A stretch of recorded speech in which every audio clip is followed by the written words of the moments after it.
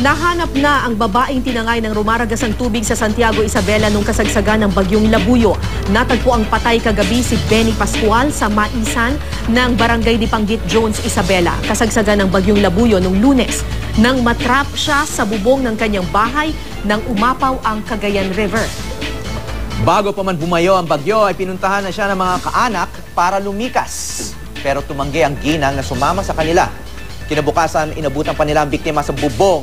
Pero nahirapan ang mga rescuer na lapitan siya hanggang sa matangay na siya ng tubig.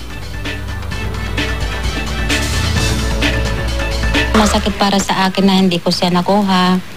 Ayaw naman, nasumunod sa akin, di umuwi kami dito. Hindi ko naman akalain, ma'am, na lalaki yung ilog. Parang mamamatay ako ng gano'n. Hindi ko kayang tignan, kaya iniwanan ko na siya.